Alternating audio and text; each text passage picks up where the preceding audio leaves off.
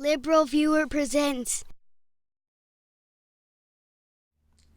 So, welcome to the October 27th edition of LiberalViewer Sunday Live Clip Roundup. Thanks for joining me.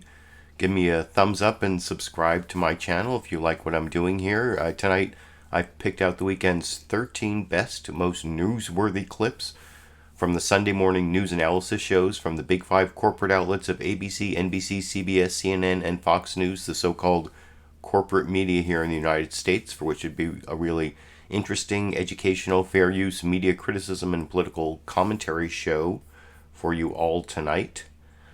Down in the video description, I put a link to this clip list. If you want to follow along on my notes, you can figure out, what the topic of each of the clips is, who's saying what, sort of, if you can decipher what I wrote to myself while I watched the shows.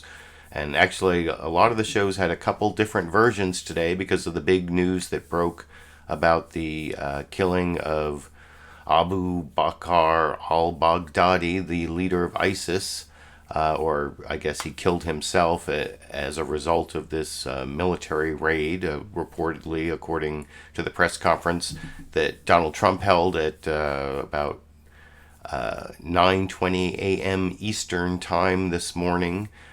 Which meant that a lot of the news programs actually had a before press conference version and after press conference version, and I watched them all for you and picked out the best clips, and that's why I've decided to title the video "Temporary Trump Triumph?" because only the reportedly successful military action resulting in the death of ISIS leader Abu Bakr al-Baghdadi could push the big impeachment story this week into second place and get me to take a week off from wearing my Impeach Trump t-shirt. Although stay tuned to the end of my live stream to hear about how you can get an Impeach Trump t-shirt starting next week, because I finally worked out all those details, and impeachment will again be the real topic, as it looks virtually certain that Trump will be impeached this year, with additional revelations this week from the former Ukrainian ambassador Bill Taylor, that the whole thing really was a corrupt quid pro quo. We were talking about quid pro quo last week, and how not all quid pro quos are bad, and not all bad things require a quid pro quo. But it looks like what Trump did in the Ukraine is both bad and a quid pro quo, and I'll talk about that more when we get to those clips. But I want to start off with the Saturday Night Live cold open this week as my political comedy, because it covered both Trump's growing impeachment problems and, coincidentally, the problem he created with ISIS with his bad Turkey, Syria, Kurd policy. He may have somewhat ameliorated that political problem, which was hurting him, especially with Senate Republicans who he needs to stop impeachment from becoming removal. And I'll talk about all of that a little more after I show you a few edited highlights from the full 9-minute Saturday Night Live parody of a Trump rally in New Mexico. And down in the video description, there's a link to the entire Saturday Night Live Alec Baldwin cold open, free on the Saturday Night Live YouTube channel. And like I said, this is a rally with Trump and his True Believer fans parodied, which I will talk about with you a little more after we watch that clip together over here. As you know, my lying impeachment inquiry continues. And what is it really, folks? On the way crimes! And there was absolutely no collusion. No, the new one. There was no quid pro quo. That's right. No quid pro code. These Democrats, led by Adam Shifty Schiff, he's a real Schiff head. It's a deep state conspiracy, and tonight I'd like to bring up some of my loyal followers to explain what's really happening in this country. First up, we have Christine from Las Cruces. Yes, I am, and I'm proud that you asked me up here. I think you got a couple of typos on that shirt. Nope.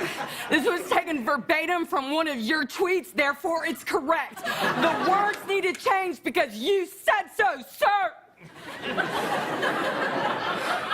Okay, we'll explain to everyone what the Dems are doing with this impeachment. This man is under attack. It's deep state lizard conspiracy, and everyone's in on it. The CIA, the FBI, the MIC, the KEY, and the MOUSE. Okay, thank you. No, thank you, sir. Okay. And do you know why they're doing this to me? I do, sir, because I watched it in a news machine. All this man did was shake down a foreign government to get dirt on his political enemy. I mean, is that wrong? Yes! No. The answer is no. Sorry, no! I forgive you. Here are some Snickers and Jewel pods. You're welcome. Sir, I love you, and I don't care what they say. I know it's big. Let's get another person up here, please. Yes, hello. I love you, and I worship you as the one true white lord. Okay, thank you very much. Thank you for coming. Well, the earth is flat and Beyonce is white. Yes, okay. Who's next? You, sir, please. Oh, so thank great to see a young Trump supporter. Oh, thank you. Thank you, Mr. President. Thank you. And where are you from, son? New Mexico? ISIS. Yeah, I was a prisoner in Syria until last week when you freed me. So I just wanted to say thank you for bringing jobs back to ISIS. And I promise that I will make ISIS great again. Woo! Terrific. What a great guy. ISIS is back in a big, big way, folks. And we love that, don't we? Okay. But wait. And it goes on from there. I showed a few of the highlights, like I said, but I think that Pete Davidson, ISIS character, shows how Trump was suffering politically from his poor decision-making having to do with Turkey and Syria and Russia and Iran and the Syrian Kurds that we've been talking about on the live streams the last couple weeks, and this military strike into Syria that apparently has killed ISIS leader Abu Bakr al-Baghdadi. That seems to be something that is going to help Trump, at least politically, with that problem that Pete Davidson, I think, was showing has seeped into the popular culture in the political comedy that, like I said, that at the time Saturday Night Live happened, they didn't know. On the Weekend Update, they talked about his tweet that something big has happened, or he tweeted that last night, and that was the only real coverage of what was the big news story. Like I said, on all the big five corporate outlets, many of them did a before the Trump news conference and after news conference. And there's this weird part. I watched it all live, and I watched all of them. I have them all recorded, and Trump was supposed to speak at 9:01. Well, you'll see in this clip I'm about to show you, Chris Wallace is like hanging out with Fox News reporter Kevin Corke, waiting for Trump to speak, and he's kind of complaining that he was supposed to come out at 9:01 or 9:01:30. Like, I guess they got like a 60 or 90 second warning that he was coming out right at 9 a.m. Eastern time, and then they had to wait for almost another 20 minutes, which created this revealing clip here where Kevin Corke does some reporting, but then he also talks about how what he thinks they're doing is to make sure that Trump, sticks to only the things he's supposed to say.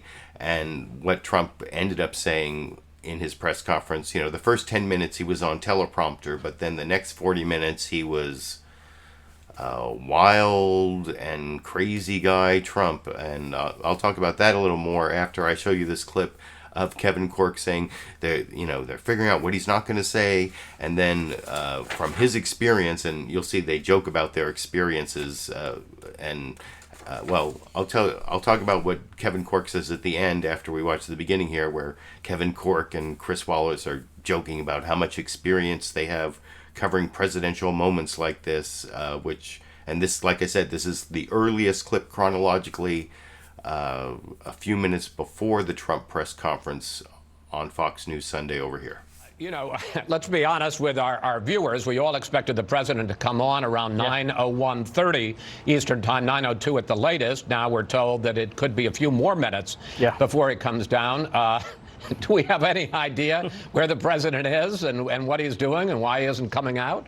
I can tell you, and this is a very good question, having covered a few administrations, 3 for me, I'm sure 4 or 5, perhaps even more for you. I was not there for the Lincoln administration.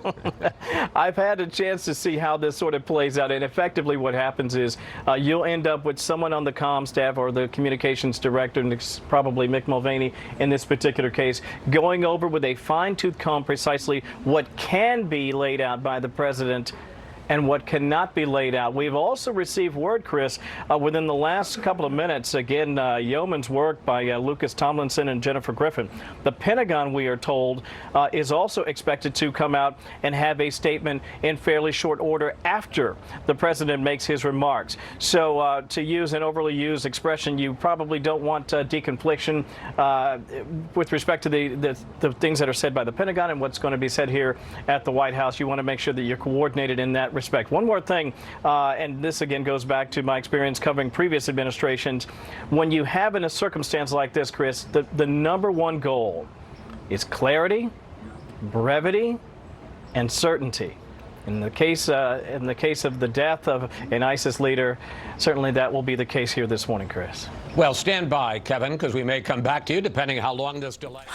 Clarity, brevity, and certainty, and that is definitely going to be the case because Mick Mulvaney is like combing through everything, making sure that Trump is only going to say what he's supposed to say. And if you actually watched the Trump press conference, and I didn't put a link to you can go to youtube.com/White House and click on the video tab, and you can see Trump's remarks. There's like a 10-minute teleprompter statement, which in and of itself is a little bit off of what you would expect from the White. He calls them. He talks about how al-Baghdadi was whimpering and crying as he was running away and being a coward, and tries to really humiliate him. And you compare it to President Barack Obama's statement after the killing of Osama bin Laden, which was like a 9-minute statement, much more reserved, much more thankful of the forces than the 10-minute statement you heard from President Trump. And if you're watching this as a recorded show, I'll put a link down in the video description, I guess, to the White House YouTube channel where you can see the whole 50-minute statement. Because then for 40 minutes, he went off on all these tangents. He claimed to have predicted Osama bin Laden hitting the World Trade, or that Osama bin Laden had to be killed, which is not true. And he did a whole bunch of really weird things that several of the other networks actually cut away, including CNN's State of the Union. This is the next chronological clip where you'll see Jake Tapper deciding to, this is the part of the Trump press conference where he's talking about whether they're going to invite the people who killed al-Baghdadi to the White House, and maybe they don't want to show their faces. And then Jake Tapper explains why they're not showing the rest of the press conference over here. Their faces shown, to be honest with you. They're incredible for the country. They're not looking for public. All right, as the press conference and announcement turns into lesser matters about who will be invited to the White House to thank them, let's talk about the momentous announcement that President Trump just made. Again, to recap, he said last night, U.S. special operators, he didn't mention who it was, but we have been told that the Delta Force operators were part of it, raided a building, and in that raid where ISIS creator, founder, and leader Abu Bakr al-Baghdadi was, Baghdadi was killed. The president painted a very vivid picture of Baghdadi grabbing 3 of his children and running down a tunnel and then detonating his suicide vest in which he killed himself and his 3 children. Other terrorists with ISIS were killed and captured, according to President Trump. Let's talk about this. Again, I'm joined by former top U.S. officials and experts in the fight against terrorism and ISIS. So yeah, CNN wasn't the only news program to cut away from this long, rambling press conference, which, like I said, included this claim that he predicted Osama bin Laden. And that the next clip I want to show is also from CNN's State of the Union. A little bit later, like I said, there were 3 hours of State of the Union that I watched all 3 and picked the best clips for you, just like I watched the multiple versions of the other shows for you. I'm almost done covering the death of the ISIS leader al-Baghdadi, but before I finish, I want to show you this bizarre claim Trump made of having predicted that Osama bin Laden needed to be killed.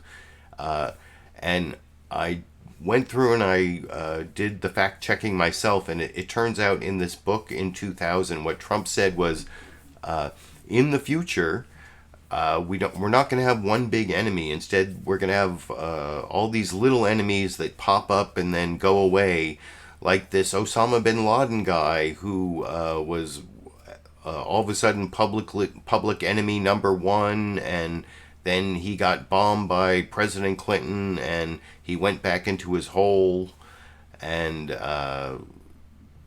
next time it'll be somebody else.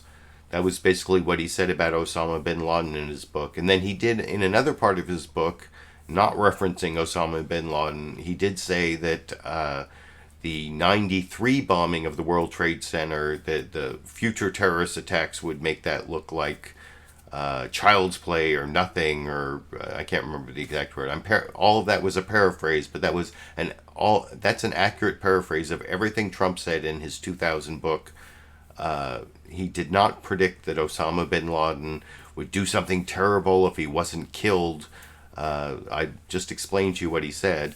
And that didn't stop Trump from multiple times. He said several crazy things in the 40-minute ad-lib press conference he did after he did about 10 minutes off the teleprompter. And here is Jake Tapper showing a couple of those crazy clips to his panel. You'll see a brief clip of Bill Kristol, and I think, was it Neera Tanden, and Rick Santorum even says something, I think, before I finish this clip. For example, which President Trump said in his ad-libbed remarks after the teleprompter speech. About a year, you'll have to check it, year and a half before the World Trade Center came down, the book came out. I was talking about Osama bin Laden. I said, you have to kill him. You have to take him out. Nobody listened to me. If you go back, look at my book. I think it was The America We Deserve. I made a prediction, and let's put it this way. If they would have listened to me, a lot of things would have been different. Now, as a fact-checking matter, that's not true. But also beyond that, why even talk about this? Right. I mean, how inappropriate is it for the President of the United States to say that at this point? How inappropriate is it for him to start by thanking Russia? He did start by thanking Russia. Look, I'm okay with that. Several times. If I'd have been on this panel, he did thank the troops. And then Rick Santorum went on to talk about it's okay to thank Russia, but he never said it was okay to make this false claim that he predicted Osama bin Laden needed to be killed, which, like I said, explained before I showed the clip, and that's not really what Trump said. And he also talked about how killing al-Baghdadi was better than killing Osama bin Laden. He's better than Obama. I don't know why it is Trump has this fixation on proving that he's better than Obama and undoing everything Obama did, and it's kind of crazy, really. But before I finish my coverage of, I have a couple more clips to sort of touch on this al-Baghdadi military operation that was announced this morning. And I mean, basically, I think that this, the long-term consequences of this for the so-called war on terrorism, I don't know what they are. I don't feel really qualified to say, to tell you the intricacies of the war on terror, but I do know that unlike a lot of things in the war on terror, this is pretty close to being authorized by Congress, which, a lot of the war on terror is like unauthorized military action by the president. And not just Trump, but Obama did a lot of like drone killings and stuff that I don't find at all in line with what I think the executive branch should be doing. But this particular action is very much in line with the authorization for use of military force after September 11th. If you read it, it says that the Congress authorized the military action against Al-Qaeda and the other people responsible for the attacks on the World Trade Center, etc. And if you know where ISIS came from, well, it started off with, what's his name, Zarqawi, the guy who started Al-Qaeda in Iraq as an insurgency against the U.S. invasion of Iraq. And then he was later replaced by al-Baghdadi as the leader of ISIS. Trump said multiple times that al-Baghdadi was the founder of ISIS. Actually, Zarqawi was the founder of ISIS, but it all comes out of Al-Qaeda, which wasn't in Iraq before the invasion of Iraq, but did grow in Iraq after the U.S. invasion of Iraq. So since the U.S. Congress authorized the use of military force against Al-Qaeda and those who attacked us on 9/11, this particular military action, I think, is pretty much authorized by Congress way back in, when was that? That's like September 17th, 2001. Is that somewhere in September, but about a week after 9/11, I think there was the authorization for use of military force. So that is one thing I wanted to say about this action, that unlike a lot of the war on terror, I think it actually is sort of authorized by Congress. And now I have a couple other clips. I want to show how I showed you how CNN's State of the Union broke away from the press conference in the like 6 a.m. or 9 a.m. Eastern time hour, and then Jake Tapper came back in the 10 a.m. hour for that clip I just showed you of how Trump was claiming he predicted Osama bin Laden when he really didn't, and Jake Tapper did a good job of fact-checking him.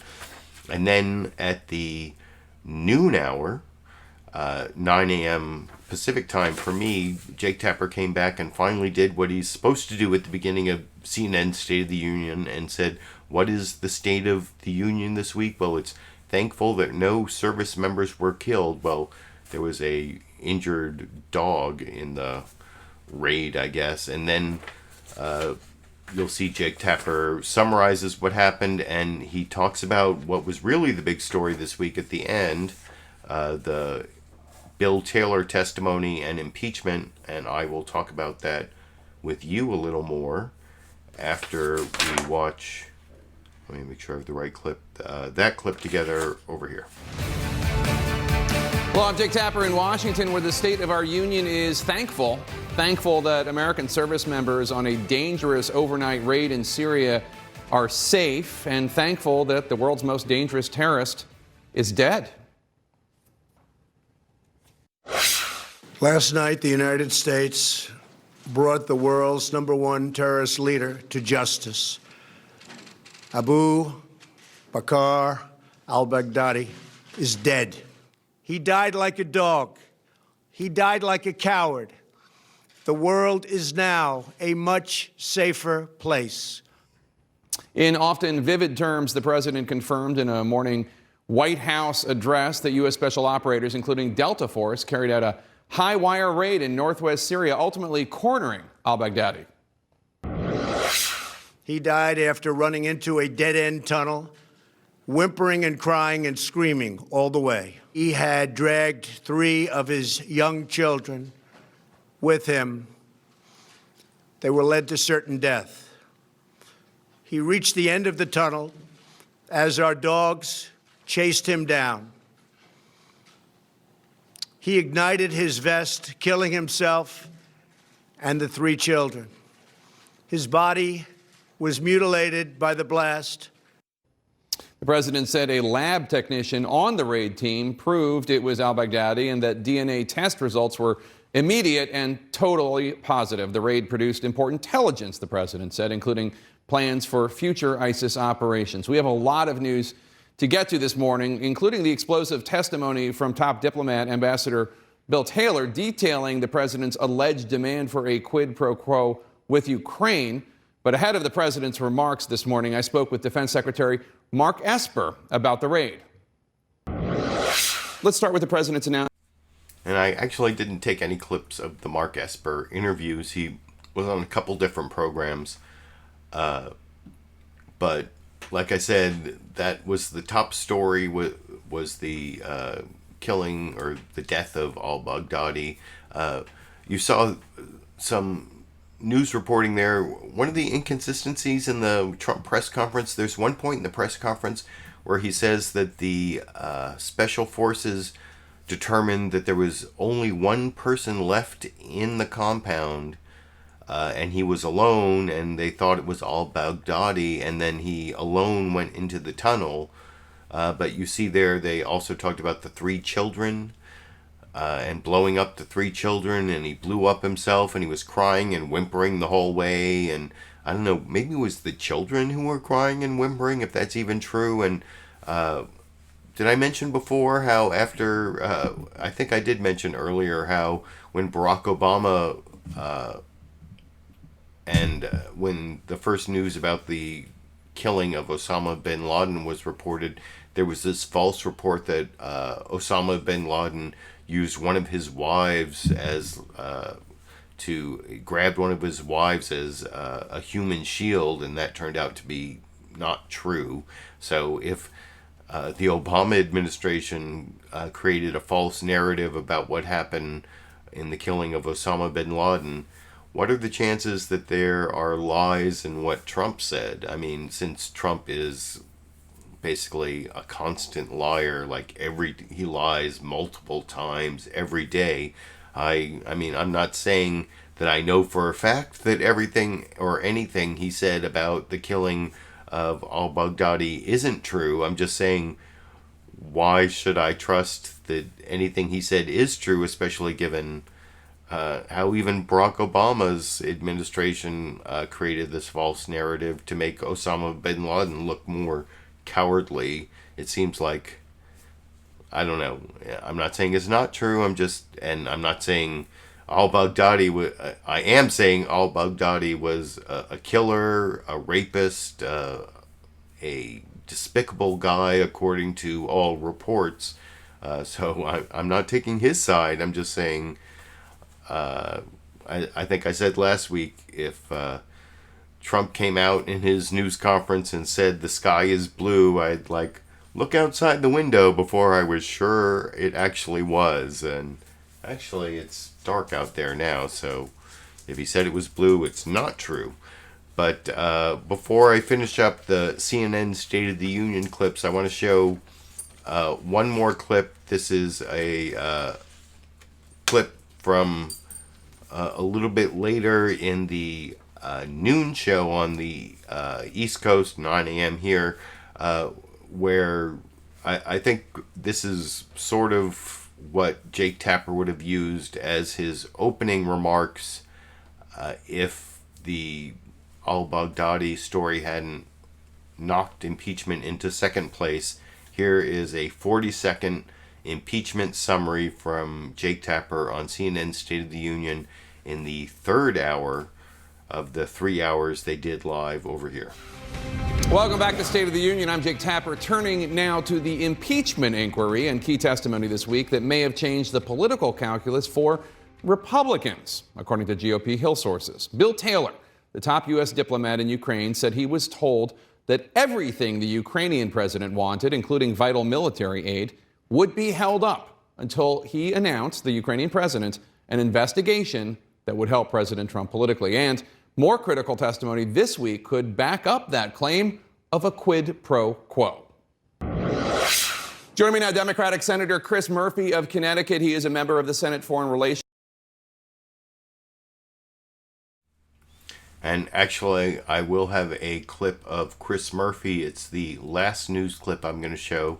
If you're following along on my clip list, at a link down in the video description, that's clip 13.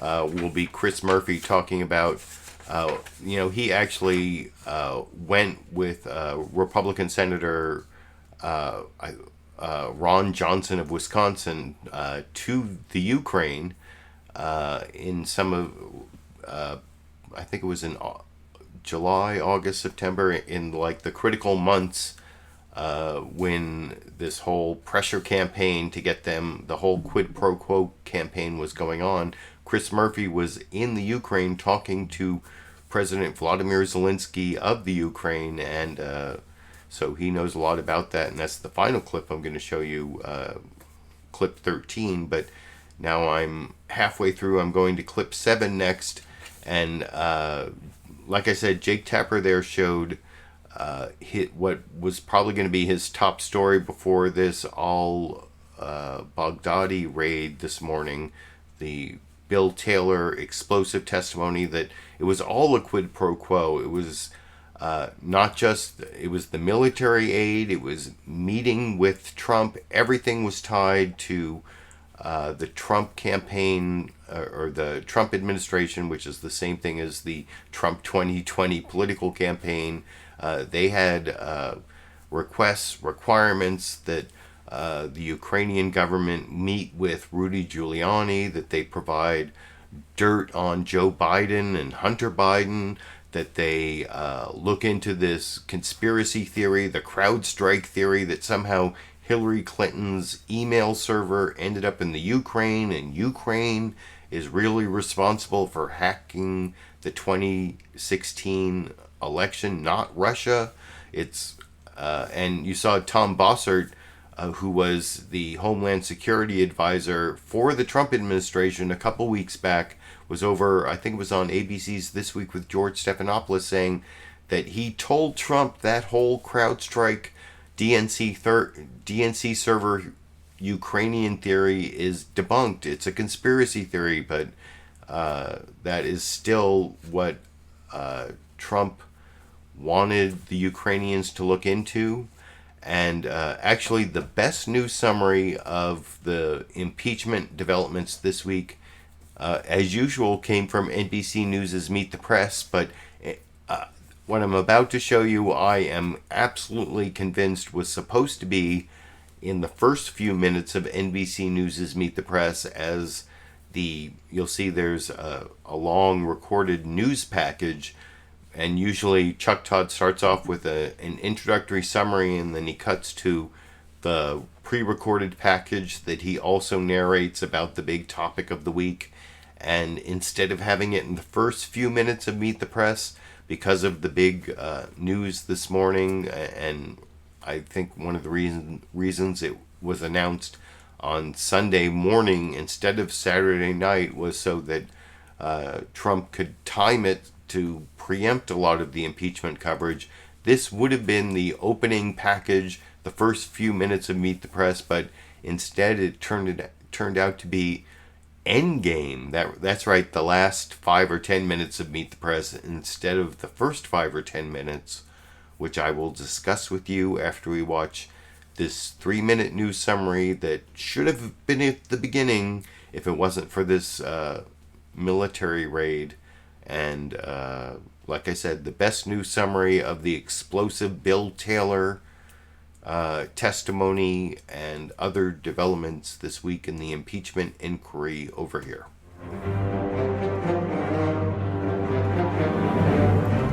Back now with Endgame. In the past few weeks, damning evidence has mounted concerning President Trump and Ukraine. Rather than question the evidence, Republicans have taken to attacking the process, claiming implausibly that they are being denied access to testimony. And President Trump is using the same attack the process game plan he used to undermine Robert Mueller before Mueller's report was released.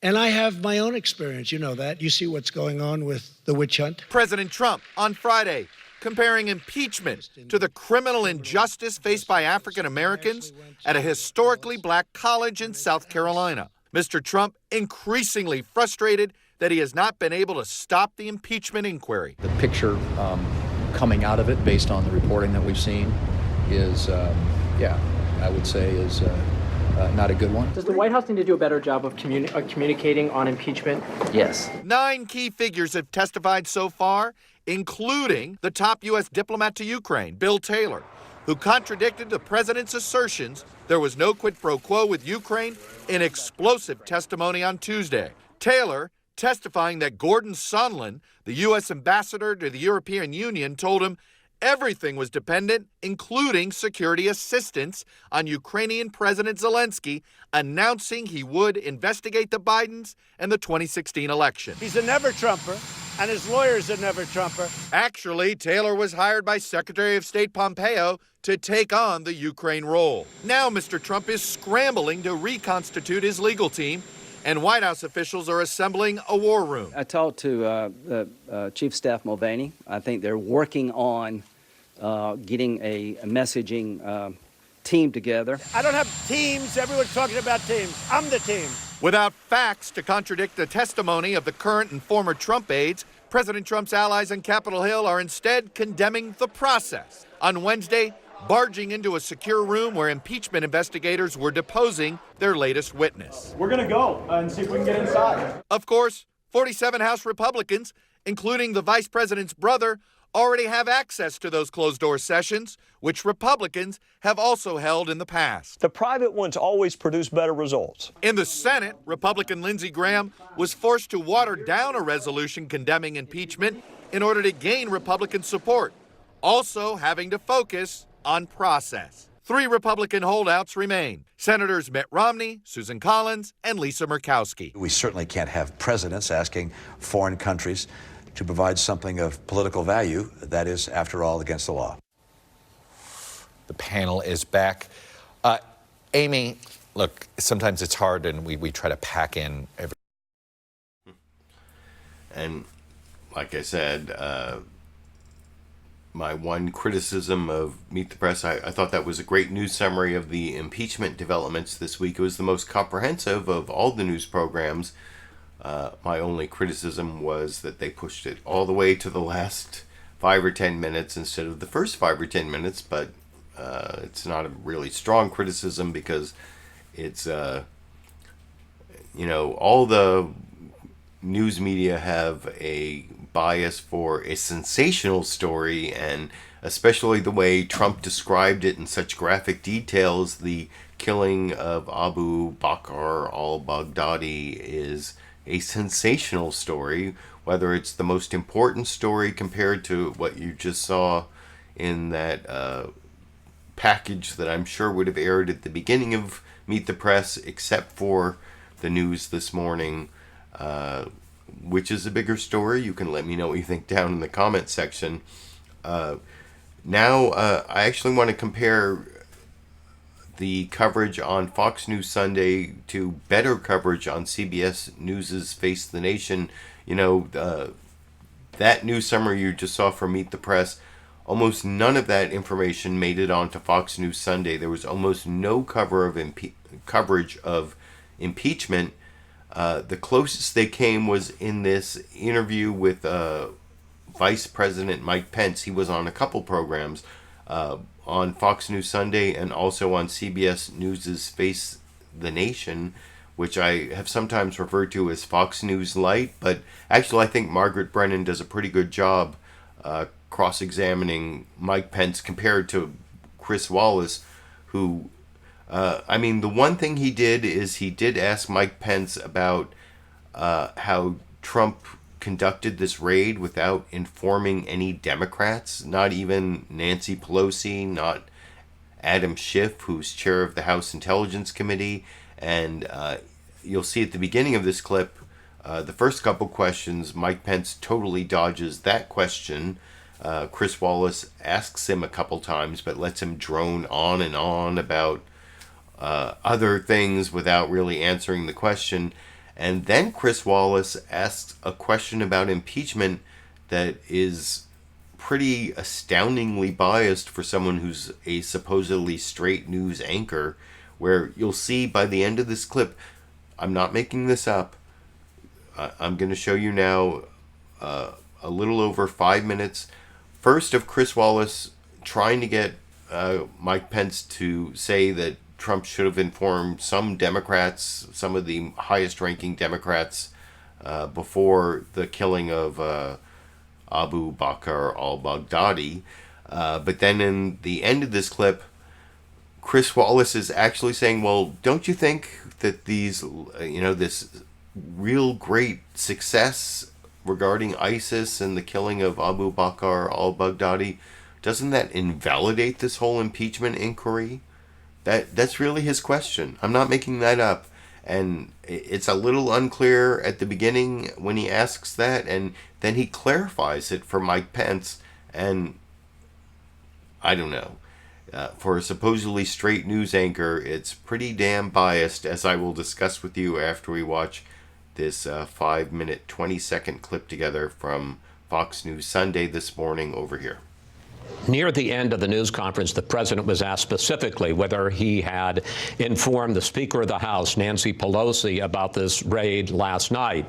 And he said no. And then he added, I wanted to make sure that no American forces were lost. The implication seeming to be that he was worried that Pelosi or members of Congress would leak this. Does the president not trust the Speaker of the House with sensitive national security information? Chris, I don't think that was the implication at all. I think from the time that we got actionable intelligence, the president's total focus here was on a successful mission and the safety of American troops. And but why didn't he tell Nancy Pelosi? We maintained the tightest possible security here. And when we got the confirmation on Saturday that al-Baghdadi was on site and our troops began to move into the region, as the president said, our aircraft were moving over some very potentially hostile areas. We wanted them to be able to get in and get out. It was a dangerous mission on the ground. They went with resolve, the determination of this president to bring al-Baghdadi to justice, but they also went with our prayers. And I just couldn't be more proud. When they were wheels up, out of country, no American casualties, and al-Baghdadi is dead. We all applaud that. I do want to ask you, though, I mean, it's my job as a newsman, sir, respectfully, why didn't the president notify the Speaker of the House? Chris, I just want to emphasize the president's focus here throughout, particularly the last several days, was on the mission to bring a man who is the most wanted man in the world, a man who had brought unspeakable violence through the ISIS caliphate, who was exporting violence around the world, to justice. And that, combined with ensuring the safety of our forces coming in, executing their mission, and moving out, was the president's directive throughout this effort. And I know it animated every decision that he made along the way. And let me also say what a privilege it was for me to be a small part of this and in the Situation Room, because we mourn with those who mourn and grieve with those who grieve. Our hearts are with Kayla Mueller's family, James Foley's family, Stephen Sotloff. But as a Hoosier, I will tell you that I remember when Peter Kasich was killed. It broke the heart of the people of Indiana. I spent time with his parents. And for me to be sitting alongside a president who brought the man responsible to that to justice will be something that I cherish the rest of my life. We all celebrate the victory. I have a couple of other questions I do need to ask you, because obviously the world goes on even after this extraordinary achievement by the president and U.S. military.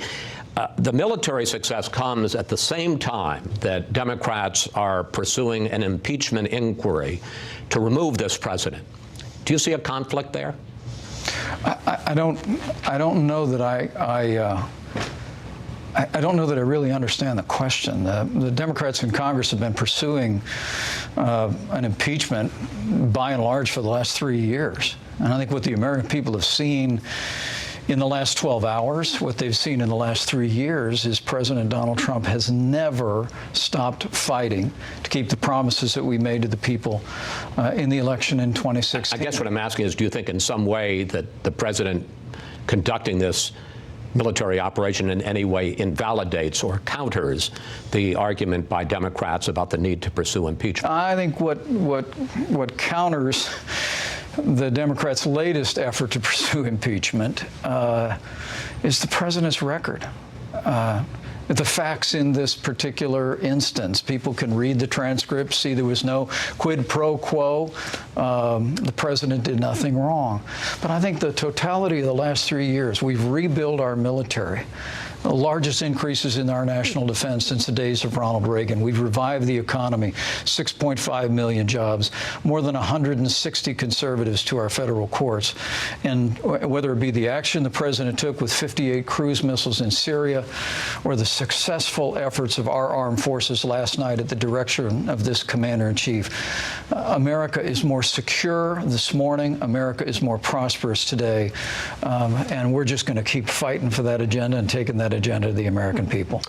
Mr. Vice President, thank you. Thanks for standing by with us as we watch the president's speech. Thank you so much for coming in today, and congratulations to all the U.S. military forces, intelligence, the whole crew involved in this great day, this great success for America. Thank you very much for being here with us today, sir. Thank you, Chris.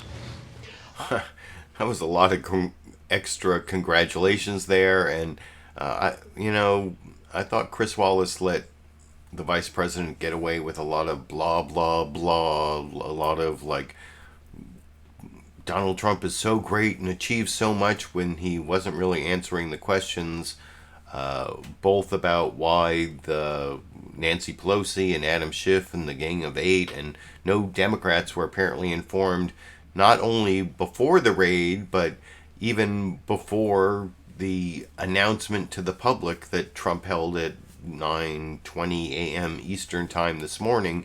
And then that follow-up question was basically, doesn't this, or what do you think about the idea that this successful military raid invalidates the whole impeachment effort? And that is not a straight news journalist question in any sense at all. And I think I want to contrast it to what CBS News' Face the Nation did with Margaret Brennan, which I sometimes call Fox News Light. Well, this week I think they did a good job. They did a brief news summary of the impeachment news and what Ambassador William Taylor, the explosive news from him that it was all a big corrupt quid pro quo. And then Margaret Brennan, I think, does a better job of showing that Mike Pence is not answering questions that he probably does know the answers to about the corrupt quid pro quo. And I'll show those two clips here. First, a 1-minute news summary from Margaret Brennan, not at the beginning of the show, but a little bit later in the program, explaining the breaking news this week, not about the, this is, like I said, the number 2 story because of the successful military operation reported killing ISIS leader Abu Bakr al-Baghdadi. So this is later in the program on Face the Nation, explaining the explosive impeachment news from this week from several different witnesses, especially Ukrainian Ambassador William Taylor over here. This past week, the parade of witnesses for Democrats' impeachment investigation continued, picking up momentum with some key testimony from State Department officials. Ambassador Bill Taylor testified and gave the most sweeping and devastating testimony about President Trump's efforts to shake down the Ukrainian government. That was Democrat Jamie Raskin. Taylor's testimony was explosive, implicating President Trump as being part of an effort to withhold a meeting and military aid to Ukraine until President Zelensky would announce an investigation into former Vice President Biden's son and his business dealings in Ukraine. President Trump urged Republicans to get tougher and praised Democrats, saying, "They stick together and they're vicious. They don't have a Mitt Romney in their midst." We go now to former Republican Congressman Trey Gowdy. He used to lead the main. And I'm not going to show a clip from the Trey Gowdy interview, but I am going to show you a clip of Margaret Brennan cross-examining Vice President Mike Pence in a way that is better than what you saw from Chris Wallace on Fox News Sunday. She doesn't get an answer from him about the impeachment inquiry, but she asks if all the people who are testifying that there was this massive corrupt quid pro quo tying military aid and a meeting with Trump to investigation of the Crowdstrike conspiracy theory and investigation of Burisma, which is the gas company that Hunter Biden, the son of Joe Biden, worked for. And you'll see Mike Pence uses the word corruption here as sort of a cover word to try to dodge answering the question. And I think Margaret Brennan does a pretty good job of pointing out that he's dodging the question. And I will talk about all of that with you a little more after we watch, like I said, Margaret Brennan's better cross-examination of Vice President Mike Pence than you saw on Fox News Sunday over here. Safer as a result. Mr. Vice President, I also want to ask you while you're here, you have been clear in saying there was no pressure put on Ukraine, no quid pro quo as it pertains to what is now being looked at as grounds for potential impeachment of the president. But we have had at least 4 U.S. officials under oath say that they had knowledge of a deal being offered that made military aid and a meeting with the president contingent on opening an investigation that relates to the company Joe Biden's son served on the board of. Are they all lying? Well, I can only tell you what I know.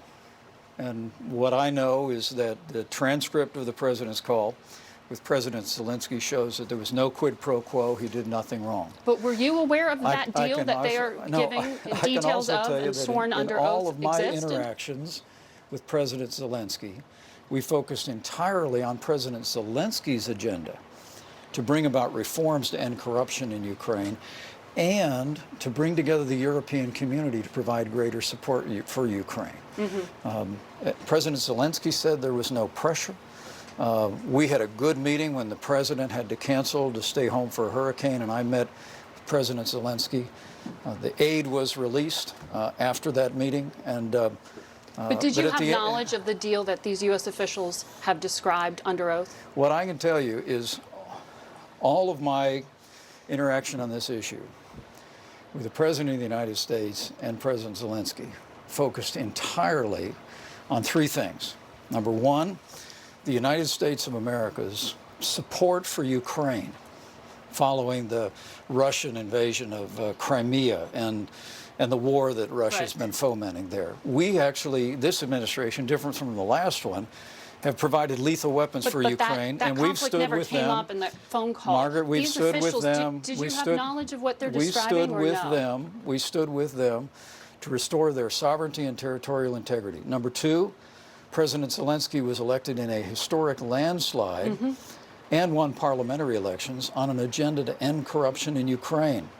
And we very much wanted to understand the progress he was making on that. And thirdly, President Trump believed that it was time for the European community to step up.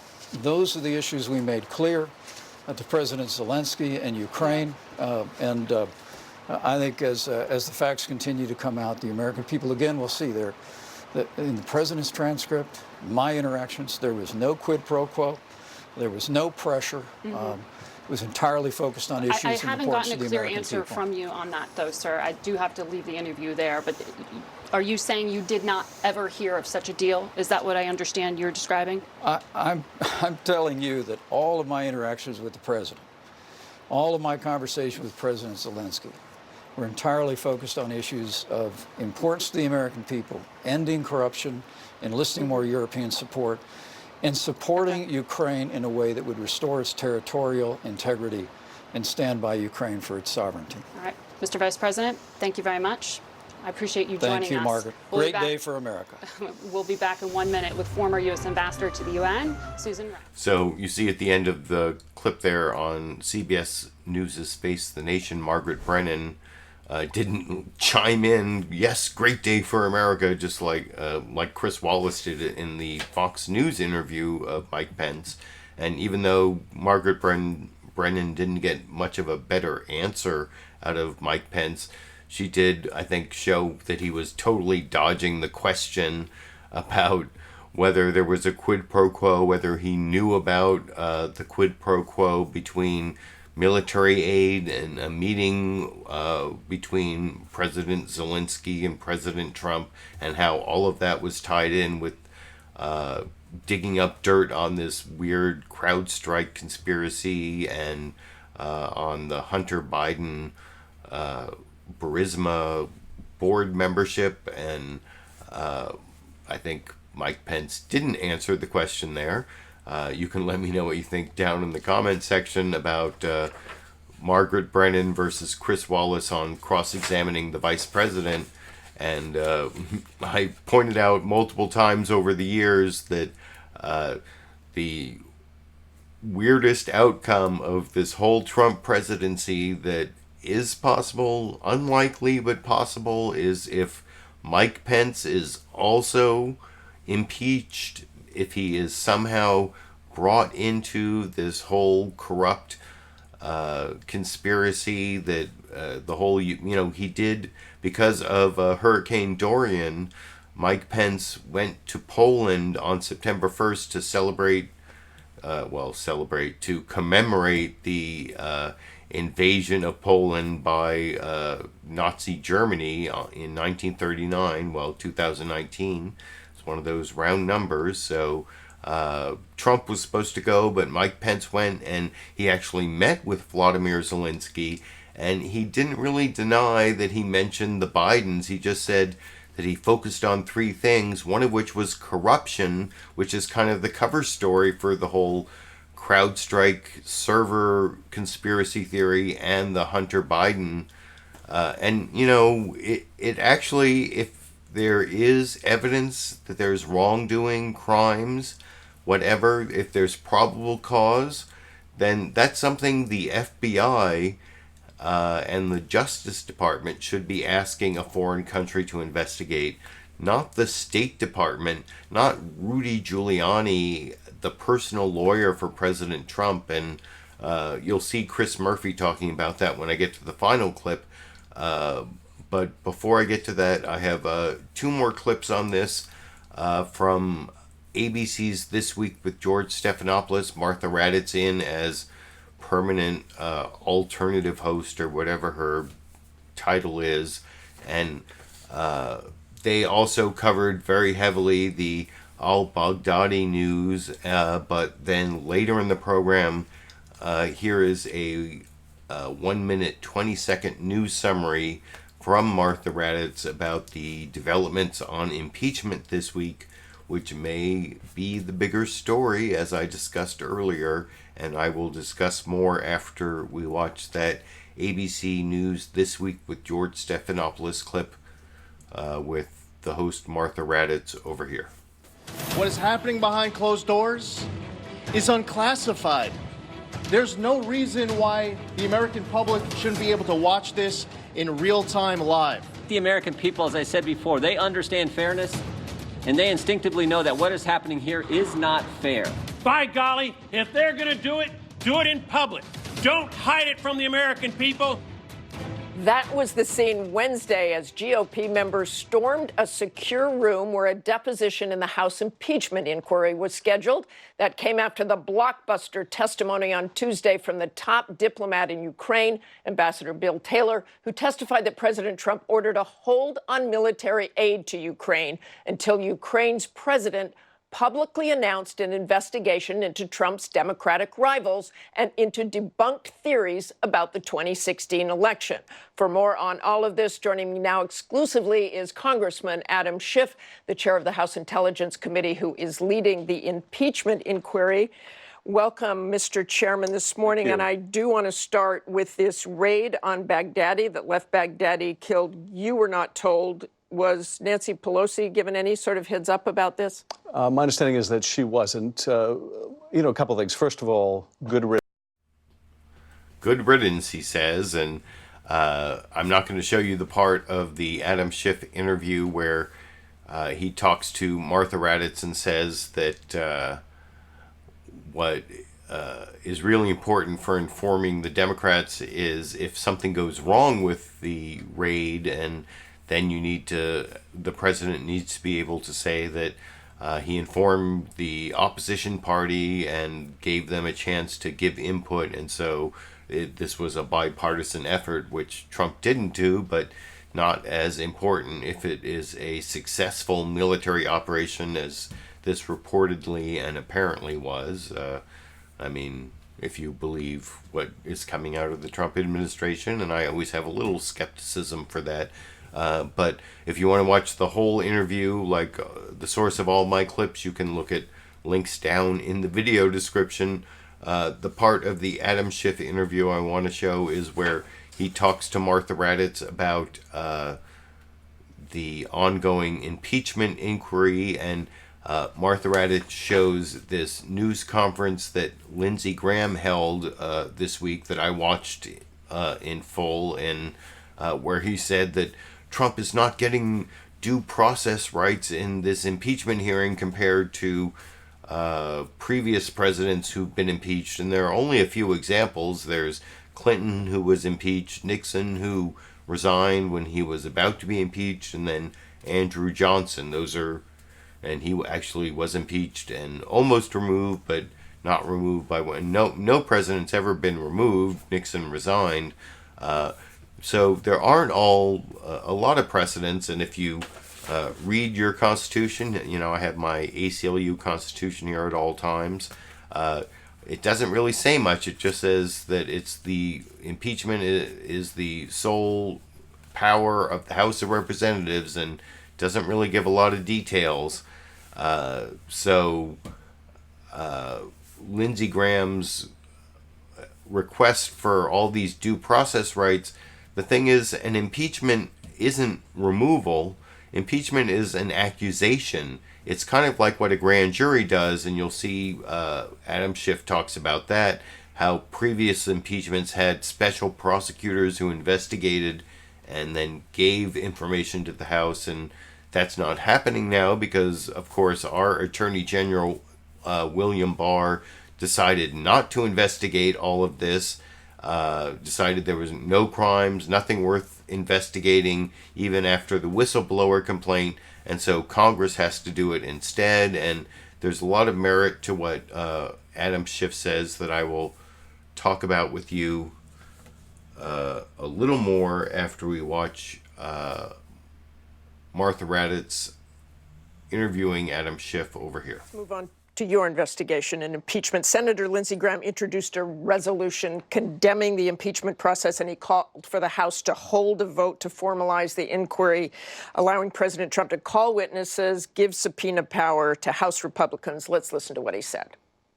All I'm asking is give Donald Trump the same rights as Richard Nixon and Bill Clinton had when it comes to impeachment. Any impeachment vote based on this process, to me, is illegitimate, is unconstitutional, and should be dismissed in the Senate without a trial. And why not move forward with that request at this point? Well, this is poor timing for Lindsey Graham, because on the heels of his saying he's going to introduce this bill, the court just ruled that his arguments essentially have no merit, that the House of Representatives can proceed as it has with an impeachment inquiry that has been authorized by our leadership, that no vote on the House floor is necessary. So there's no merit to Lindsey Graham's argument.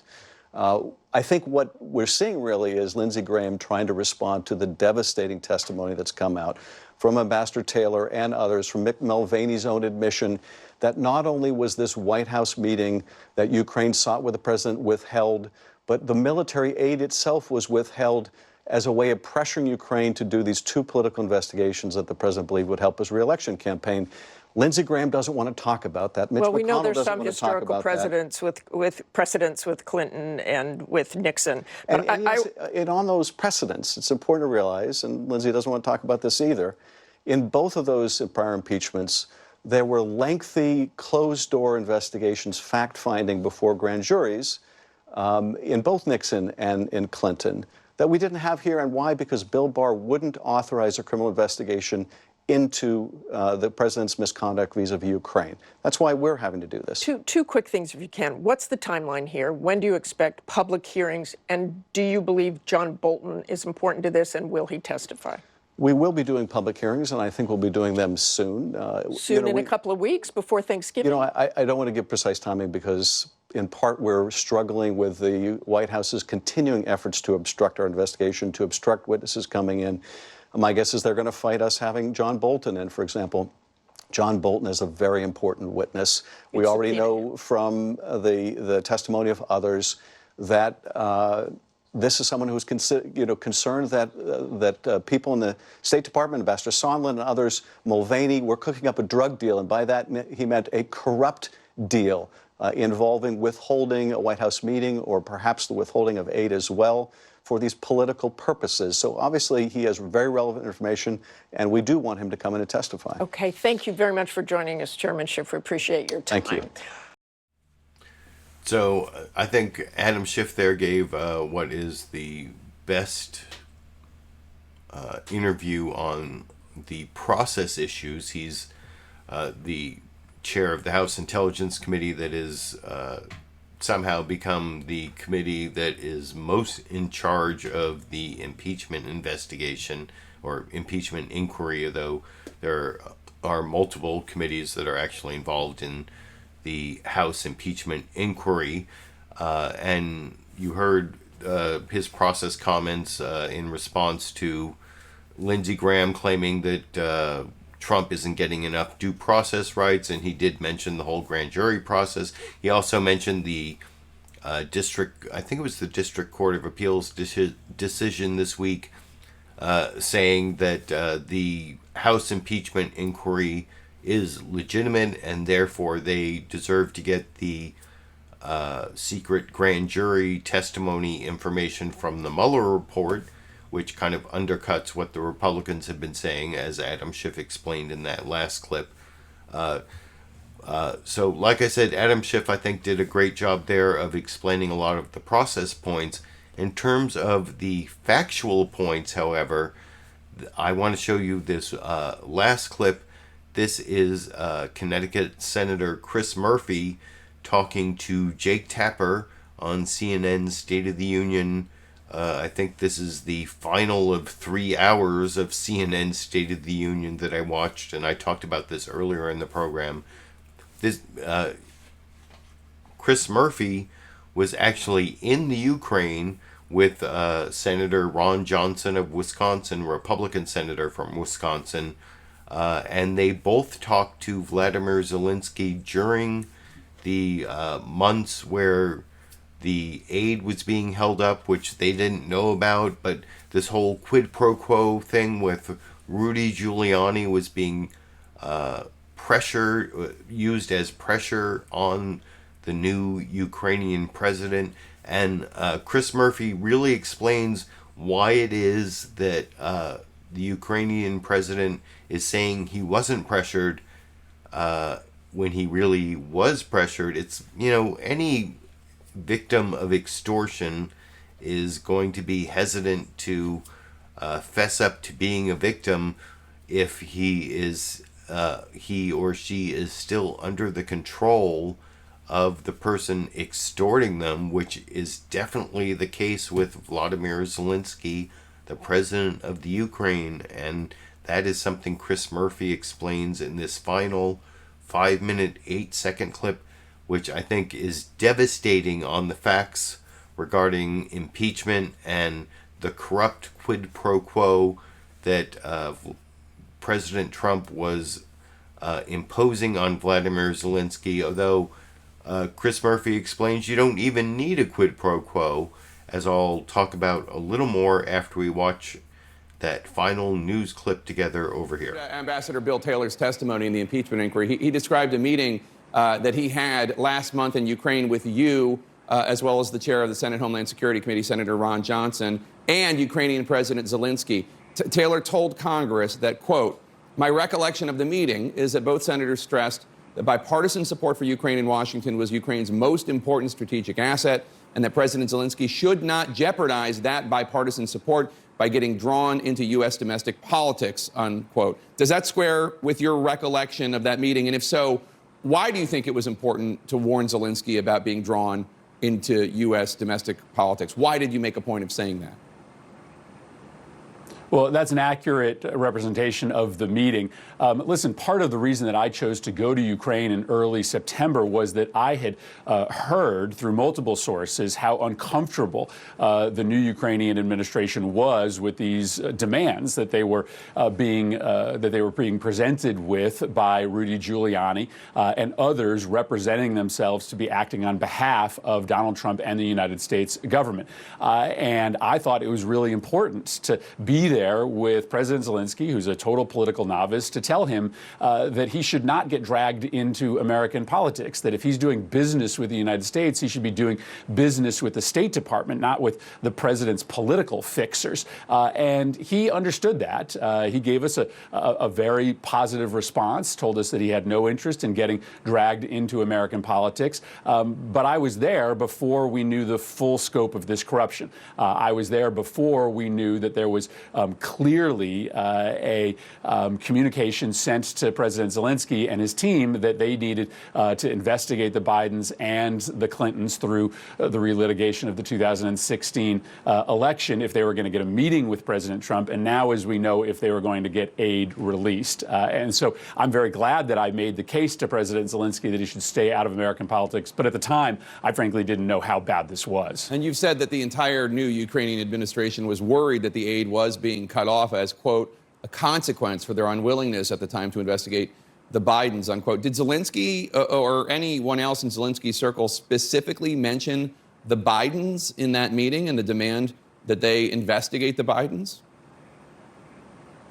Well, they did not specifically mention it to us. Of course, it was publicly reported that Rudy Giuliani was going to Zelensky and asking him to investigate the Bidens. This was an open secret. And so I was raising that issue with Zelensky. I told him that it would not be good for Ukraine if they got dragged into American politics, and he agreed with me. But, you know, listen, I think the testimony now is very clear that there was a quid pro quo. But from the very beginning, I don't believe that you needed to prove a quid pro quo in order for this to be totally corrupt and potentially impeachable. The President of the United States cannot demand that a foreign country interfere in American politics, try to help his reelection effort, no matter whether he is holding back aid or a meeting in the White House. You can't do that as the most powerful person on the earth. And I think it makes it even worse that we now know that he was clearly trading away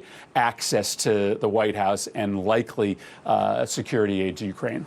President Trump obviously is arguing out there that the impeachment isn't legitimate, and one of the reasons for that, in his view, is because the Ukrainians are publicly saying that they didn't feel any pressure at all. You are saying that's not true. They felt pressure.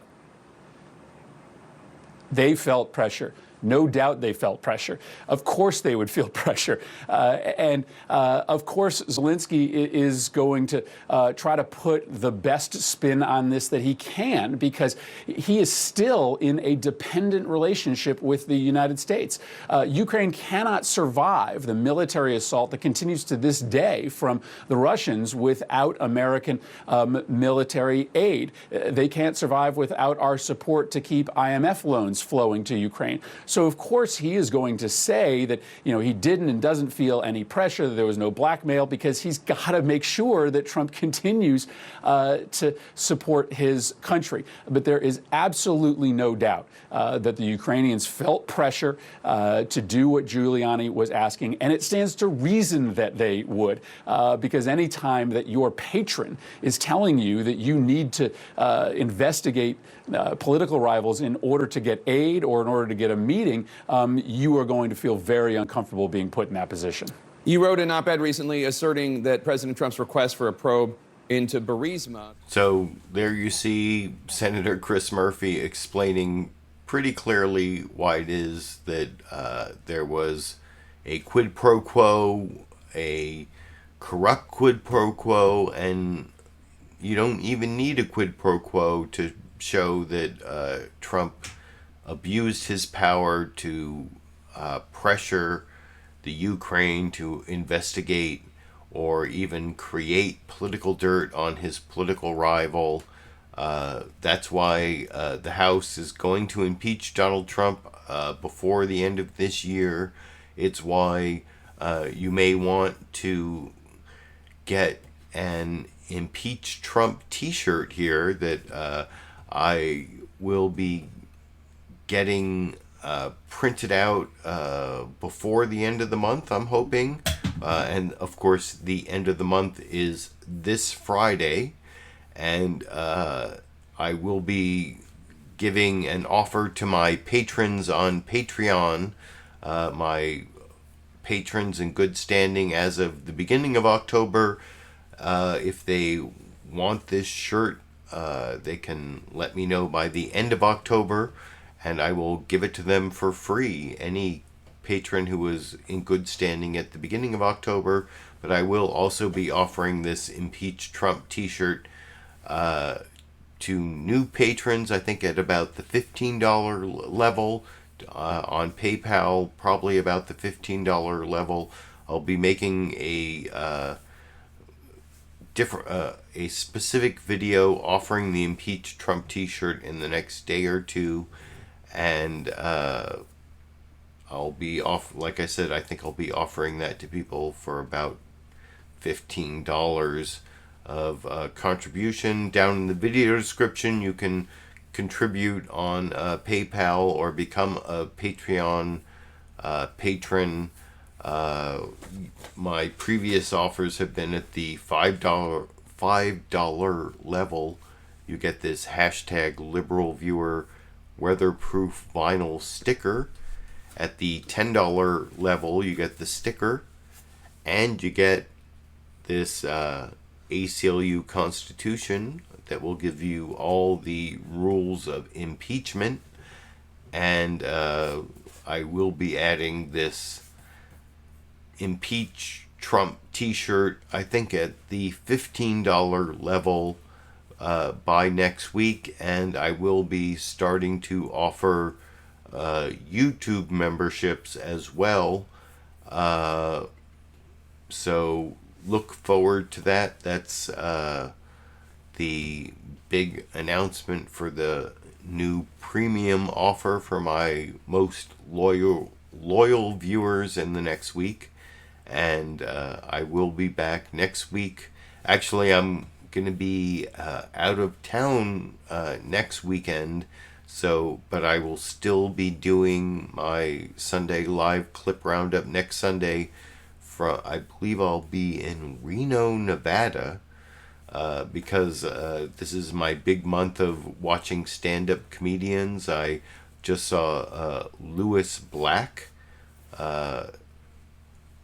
yesterday, and then next weekend I'll be seeing Jim Gaffigan in Reno, and I'll be doing my live stream clip roundup from Reno and have more information about my Impeach Trump t-shirts, but I also can't guarantee exactly what time on Sunday I'll be doing it, because I don't know the parameters of the Reno hotel room live stream, how that's going to work out, but I won't have a Dash and Sandy clip except some still photos from the pet sitter. But this week I did get you a Dash and Sandy clip before I finished the program.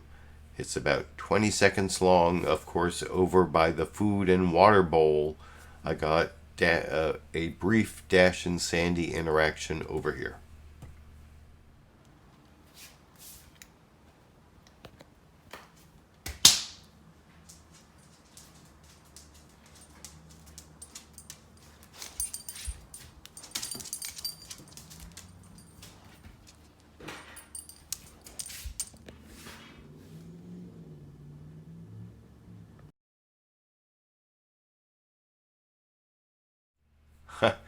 So that was the Dash and Sandy clip. And before I finish the program, I do want to thank those people who gave me super chat contributions during the program. I'm seeing 4 super chat contributions that I'm going to I'm in the process here of trying to show you the people who helped me out that way. And I think I have that screen. Where did I just... Here it is. Huh?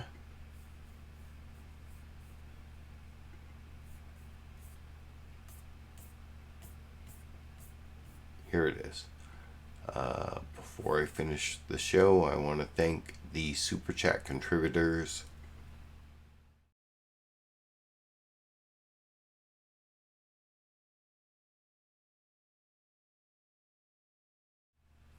And until next week, or actually in the next day or two, I will be uploading a video about my